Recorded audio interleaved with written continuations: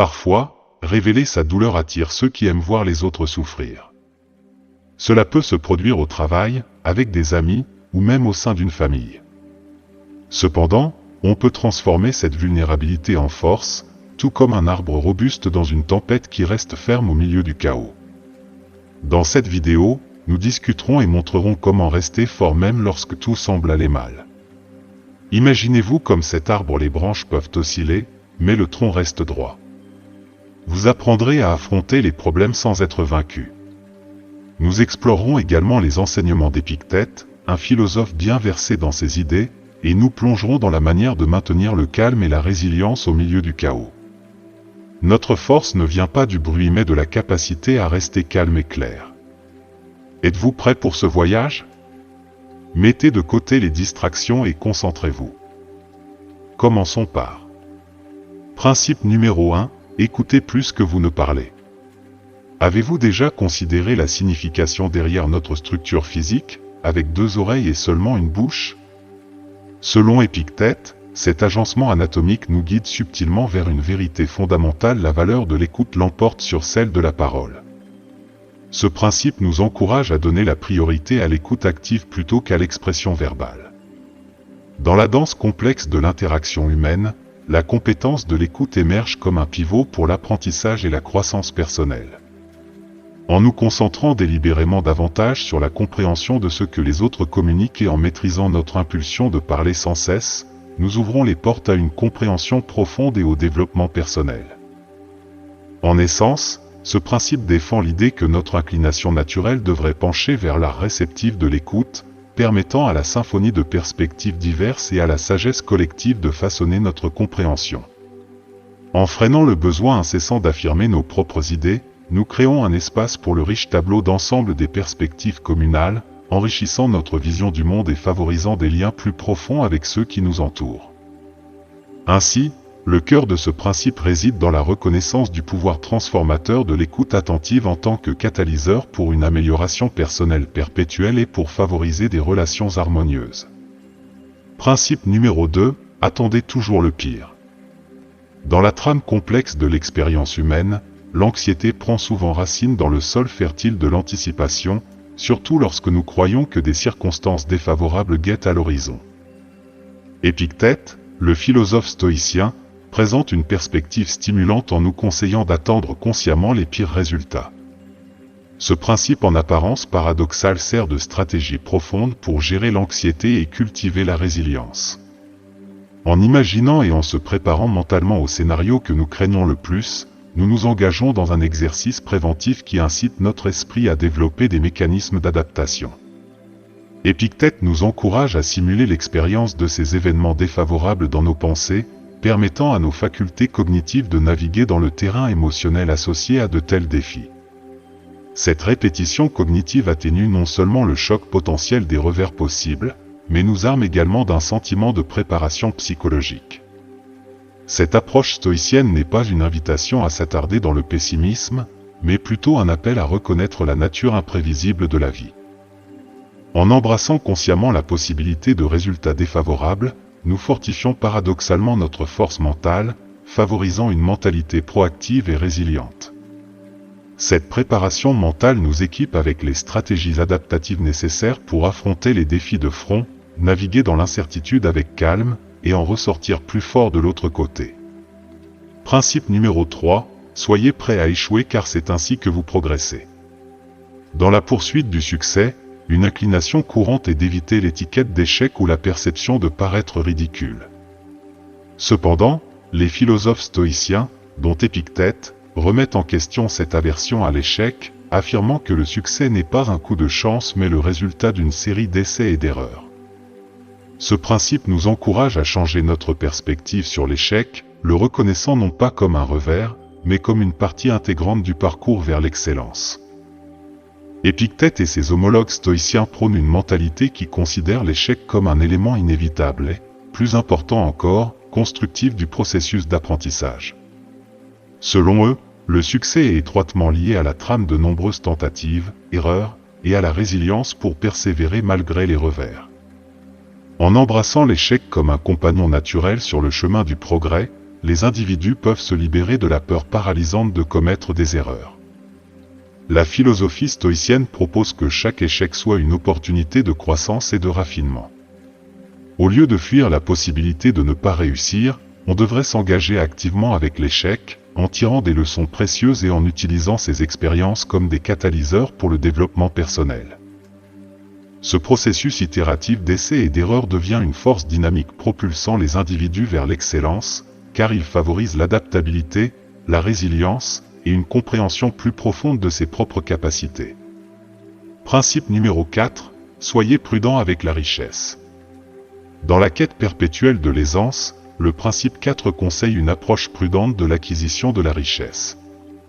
Alors que la prospérité financière est une aspiration courante, la sagesse stoïcienne d'Épictète nous incite à reconnaître que la richesse, tout en pouvant procurer confort et sécurité, comporte également des défis imprévus.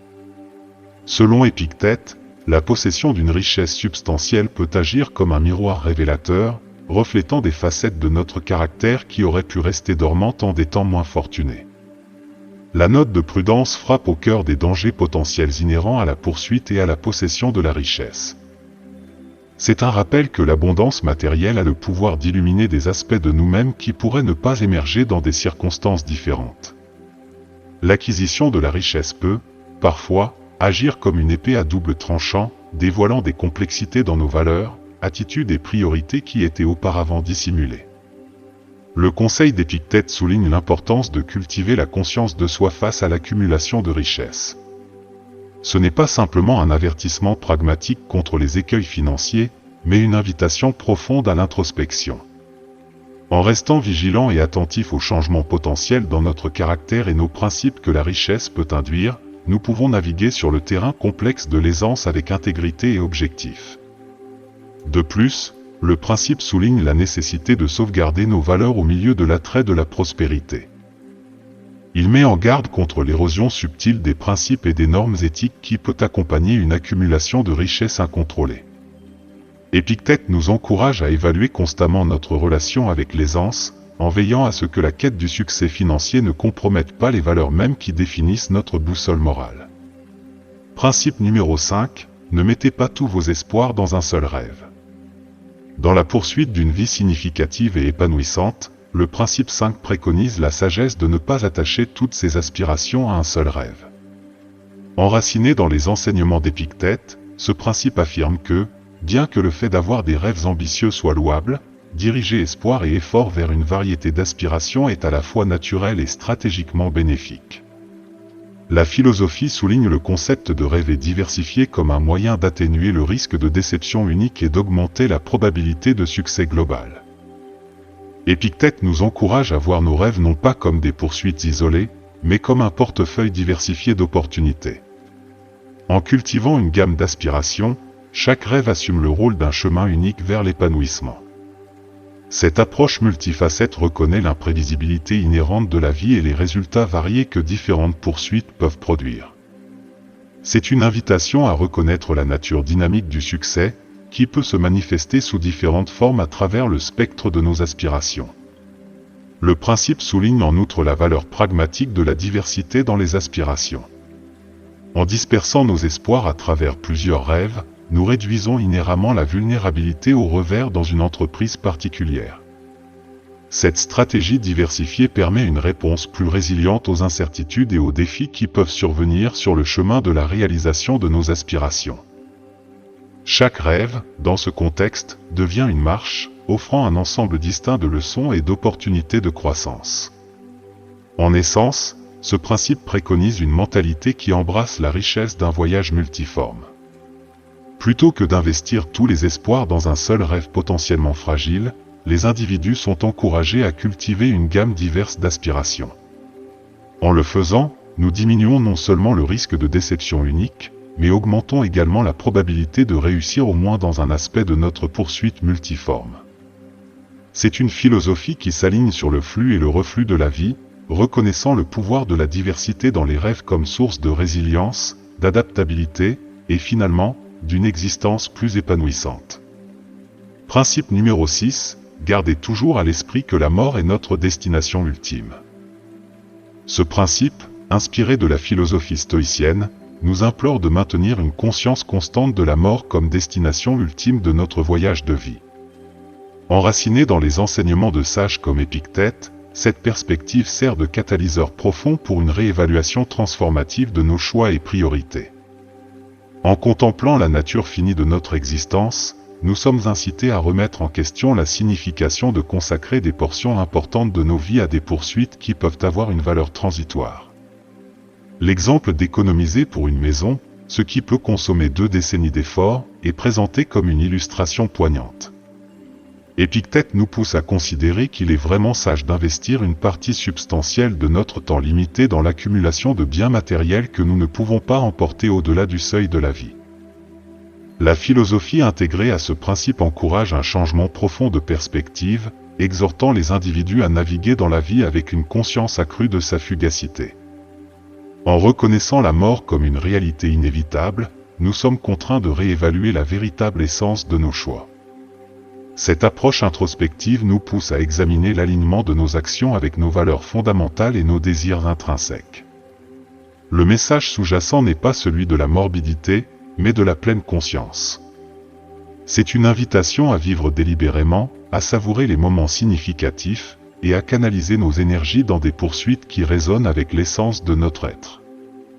La perspective de la mort, plutôt que d'induire la peur, devient un appel clair à mener une vie imprégnée de dessein, d'authenticité, et d'une véritable connexion avec ce qui compte vraiment. En essence, ce principe plaide en faveur d'une recalibration de la boussole de notre vie. Il nous encourage à remettre en question les normes sociales qui pourraient détourner nos énergies vers des poursuites éphémères. En gardant notre mortalité à l'avant-plan de nos esprits, nous entamons un voyage de vie conscient, où nos choix et priorités sont façonnés par la reconnaissance que le temps est notre atout le plus précieux. Cette philosophie, issue de la tradition stoïcienne, nous défie de construire une vie qui transcende le temporel et résonne avec une signification durable. Principe numéro 7, la vraie richesse est un esprit content.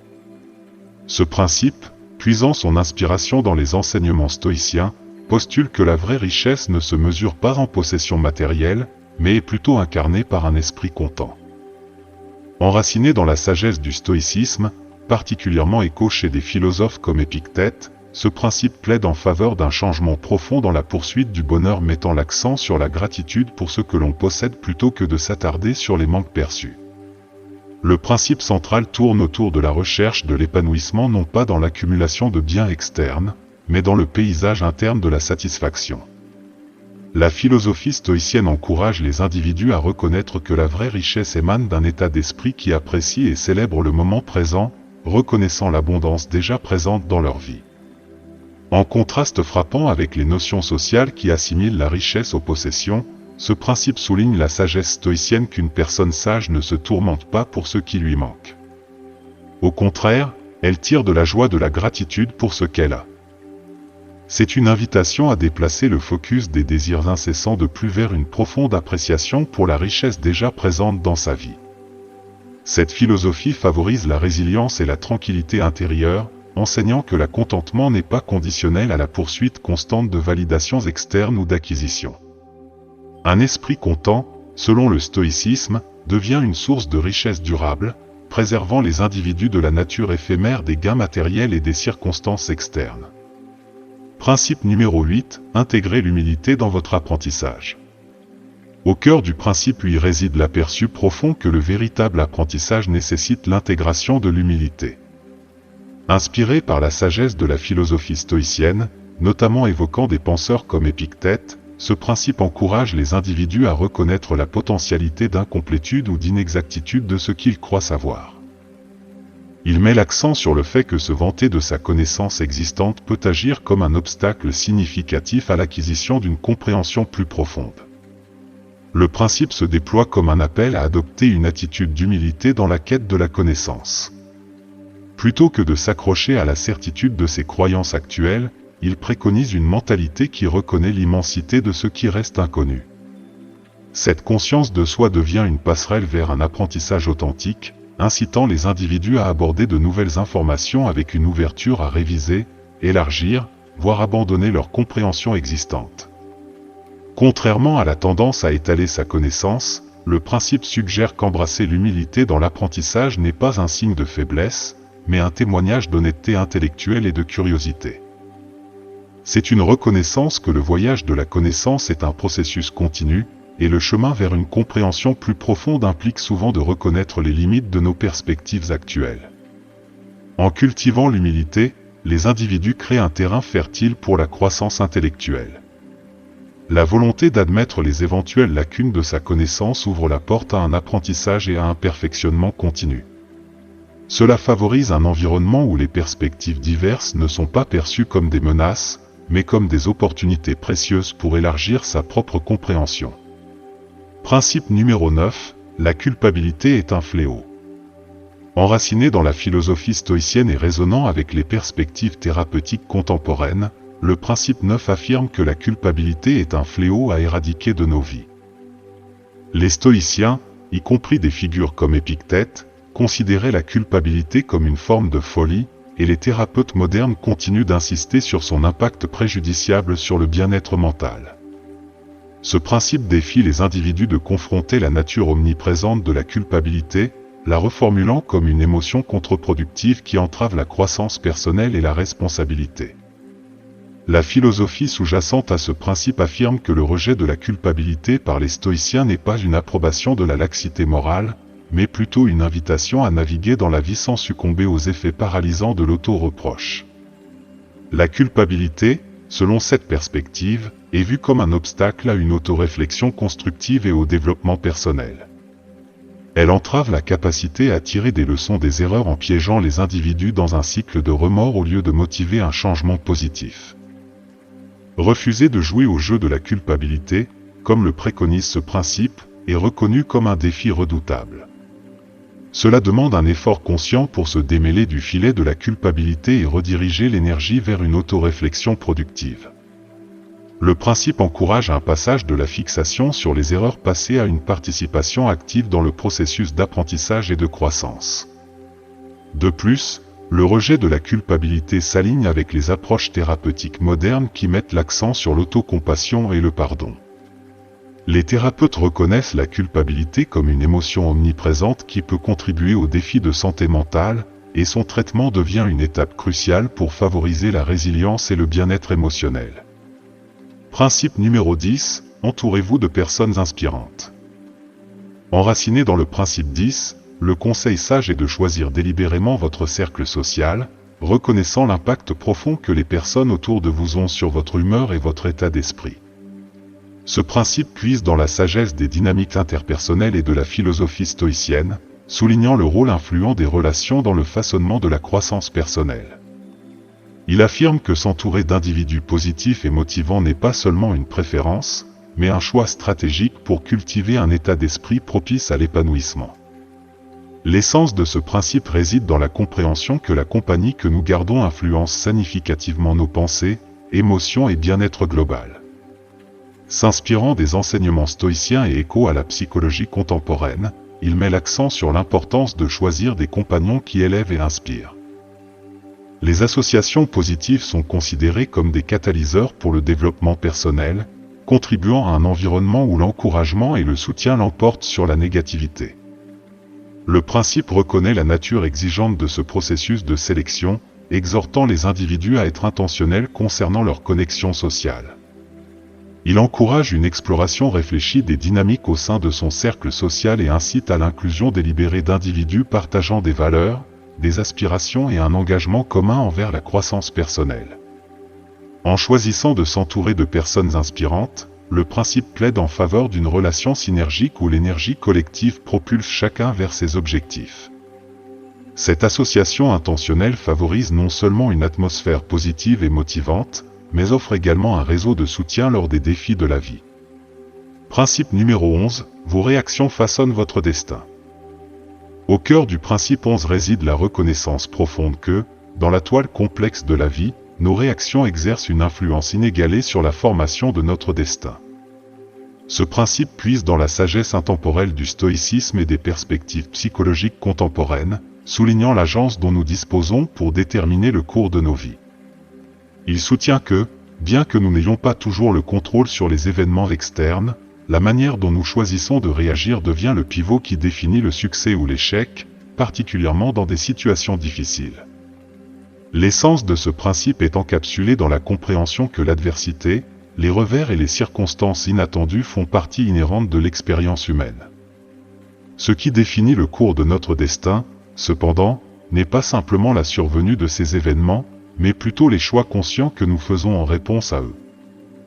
La philosophie soutient que, bien que les facteurs externes puissent échapper à notre contrôle, nos réactions sont indéniablement dans le domaine de notre agence. En reconnaissant le rôle central des réactions, le principe 11 invite les individus à cultiver une conscience accrue de leurs réponses aux défis de la vie. Il encourage un passage de schémas réactifs impulsifs ou émotionnels à une approche plus intentionnelle et réfléchie. Ce changement, selon le principe, n'est pas simplement une question de préférence personnelle, mais un choix stratégique qui peut influencer la trajectoire de la vie d'une personne. De plus, le principe porte un message inspirant la reconnaissance que, même face à l'adversité, les individus conservent le pouvoir de façonner leur propre destin. La capacité de répondre avec résilience, adaptabilité et une mentalité orientée vers la croissance devient une force dynamique qui peut transformer les défis en opportunités et les revers en marche vers le succès. Principe numéro 12, remplissez toujours votre devoir.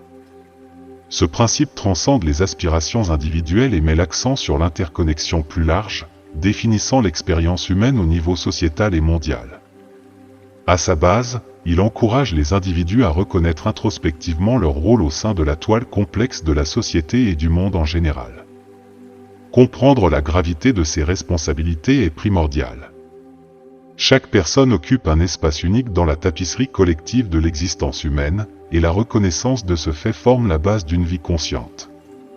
En internalisant l'idée que d'autres dépendent d'eux, les individus cultivent un profond sentiment de but et d'interconnexion qui s'étend au-delà du soi. L'appel à remplir ses devoirs sans avoir besoin de rappel constant ou de motivation externe reflète un engagement envers la discipline personnelle et la responsabilité.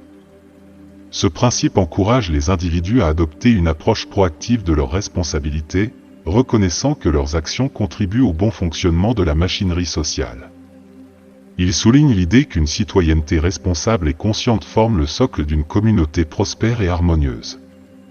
Dans un contexte plus large, l'adhésion à ce principe favorise une culture de fiabilité et de confiance.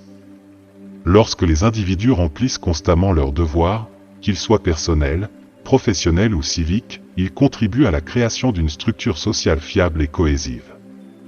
Cette fiabilité devient une pierre angulaire pour les efforts collaboratifs, permettant aux communautés de relever les défis et de poursuivre des objectifs communs avec confiance et unité. De plus, le principe souligne le développement d'une motivation intrinsèque pour remplir les devoirs. En cultivant un sentiment de responsabilité personnelle, les individus transcendent le besoin d'incitations externes, trouvant l'épanouissement dans la connaissance que leurs contributions ont un impact positif sur ceux qui les entourent. Cette motivation interne soutient non seulement la persévérance individuelle, mais inspire également les autres à adopter une éthique similaire, créant ainsi un effet d'entraînement positif dans toute la société. Principe numéro 13, ne détestez pas ceux qui vous haïssent, ignorez-les.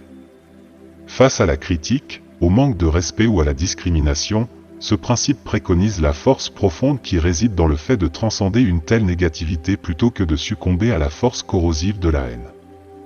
Le conseil « ignorez-les » n'est pas un rejet passif, mais un choix stratégique pour préserver sa paix intérieure.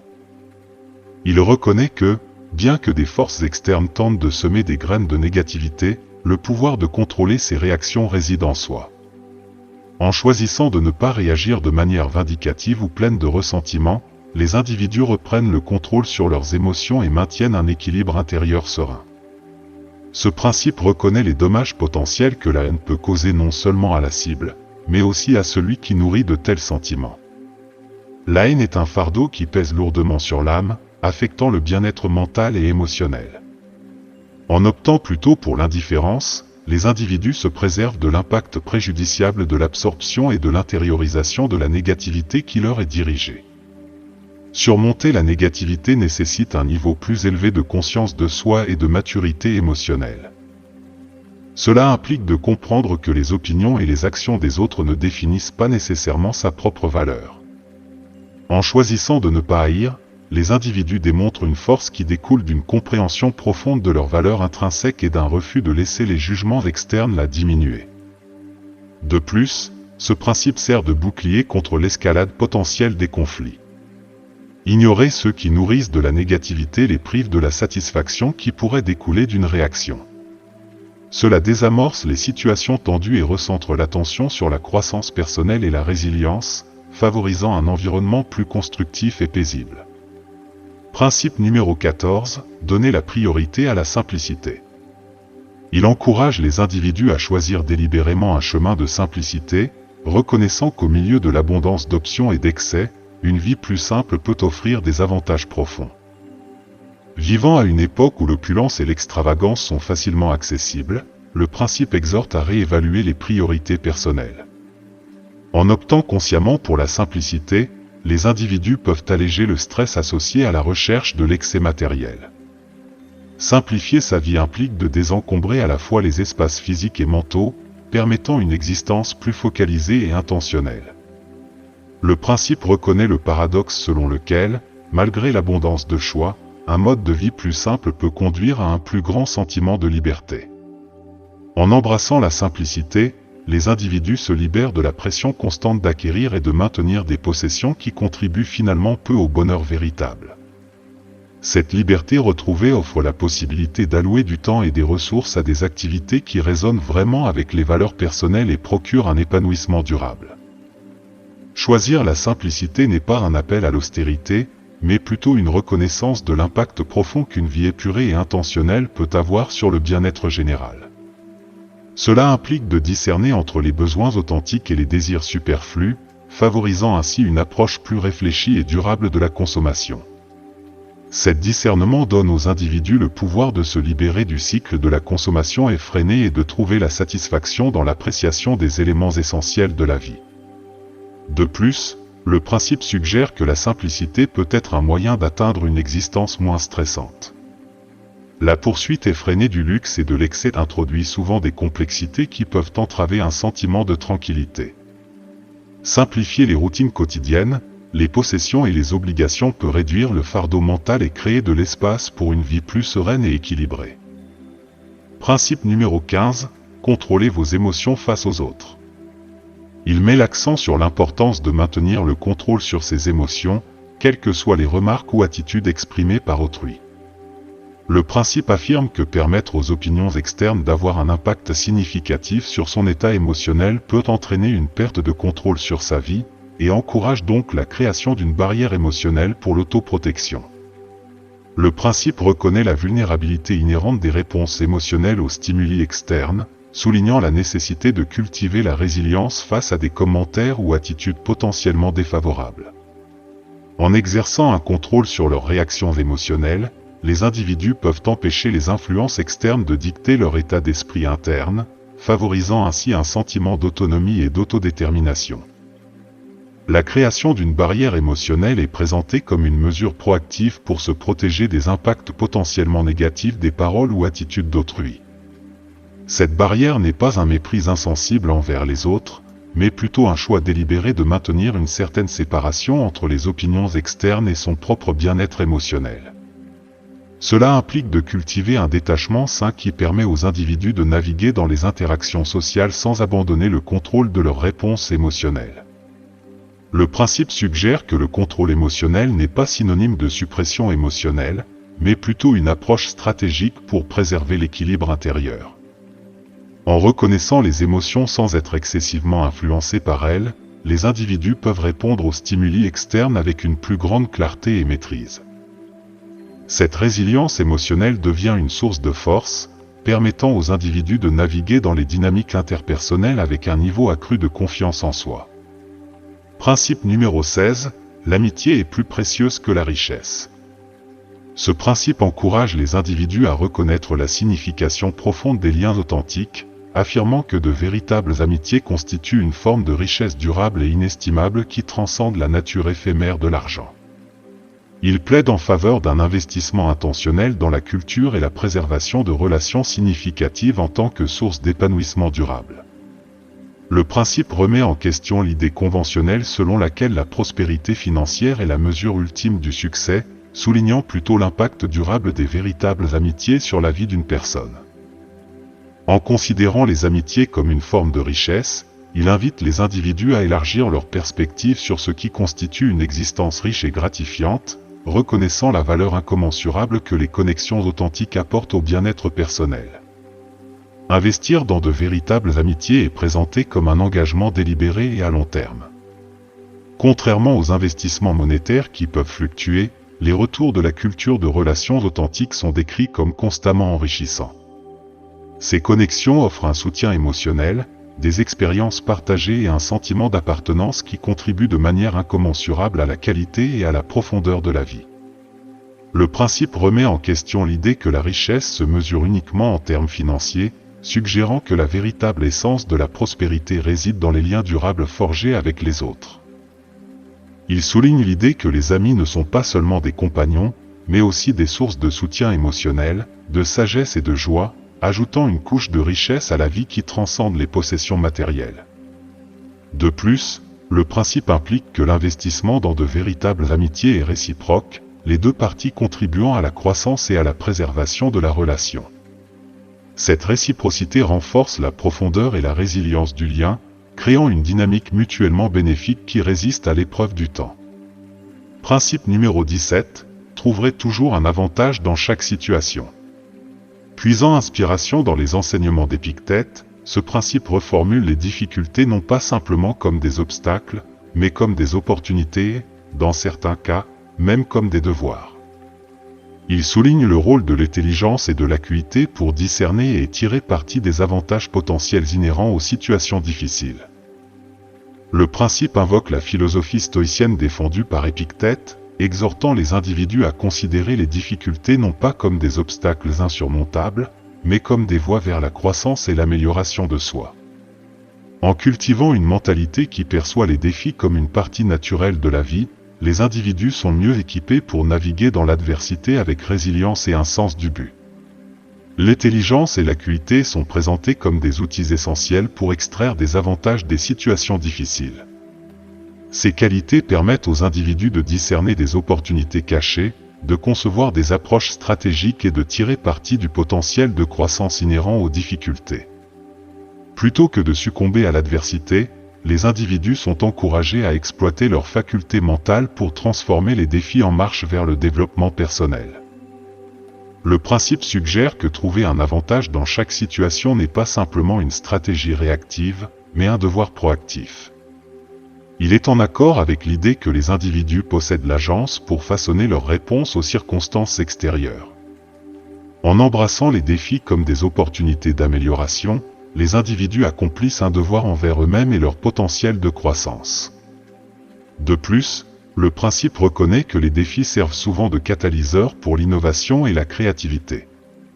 Face à l'adversité, les individus sont incités à penser différemment, à explorer de nouvelles perspectives et à découvrir des solutions non conventionnelles.